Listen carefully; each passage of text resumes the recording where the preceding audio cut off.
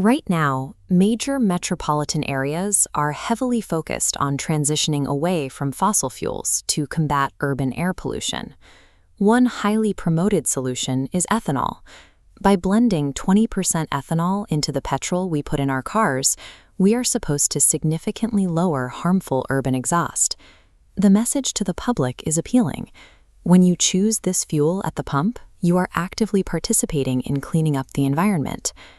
But fixating entirely on the emissions of the end product creates a massive blind spot regarding how and where that fuel is actually manufactured. Look at Meghalaya in northeastern India. It is famously known as the land of clouds, defined by heavy forests, clear rivers, and deep valleys. Tucked directly into this landscape is a small town called Byrnihat. This chart compares Byrnihat's air quality to other major Indian cities. While the World Health Organization recommends a maximum PM 2.5 level of 5, Byrnihat recently hit an average of 128. That makes this small town the single most polluted city in the country, surpassing massive industrial centers like Delhi and Noida. The thick layer of soot covering Byrnihat comes directly from the factories producing the very ethanol designed to keep city air clean. How is a system set up where producing a green energy alternative actively destroys the local ecosystem where it's made? Less than a decade ago, Byrnihat looked very different. The local economy relied heavily on agriculture, with residents growing and selling their own fresh produce. The area is home to the indigenous Garo and Khasi tribes. These communities operate within a matriarchal social structure and have spent generations living closely tied to the surrounding land. Today, a resident has to wash their homegrown vegetables 3 or 4 times and then physically wipe them down with a cloth just to get the black factory soot off their food before cooking it. This graph tracks the immediate health impact in the area. Between 2022 and 2024, local respiratory medical cases jumped from roughly 2,000 to nearly 3,700. That is a 77% increase in just 2 years. Residents now casually discuss asthma, chronic coughs, and throat cancer as everyday occurrences. The lower emissions enjoyed in distant cities are effectively being subsidized by the failing lungs of this indigenous community.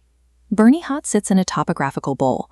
When the roughly 80 heavily polluting factories located here release their smoke, the surrounding hills trap the emissions directly over the town. With pollution data this extreme, you would expect regulators to step in and shut the worst offenders down. This map illustrates exactly why they don't. Byrnihat sits on a geographical fault line. Technically, the town is located inside the state of Meghalaya. However, its factories serve as the industrial hub for Guwahati, a major city situated right across the border in the neighboring state of Assam. This creates a jurisdictional black hole. Because the town is in Meghalaya, Assam's Pollution Control Board denies responsibility. Meanwhile, Meghalaya lacks the authority to easily regulate businesses economically anchored in Assam.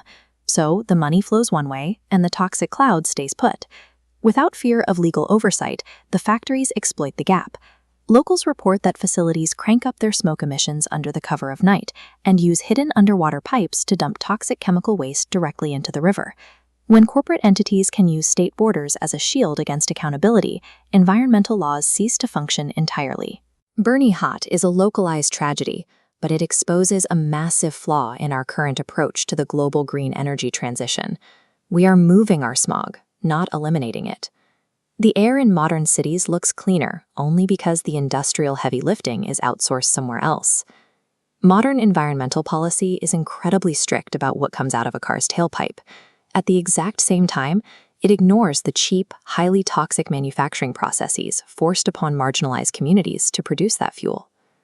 Sustainable development requires an ethical supply chain. A product cannot be considered environmentally friendly if its creation process poisons the land and water at its source. If the cost of filling up with clean fuel is a town choking on soot and a spike in throat cancer among indigenous families, we haven't achieved progress. We have simply hidden the exploitation under a green label.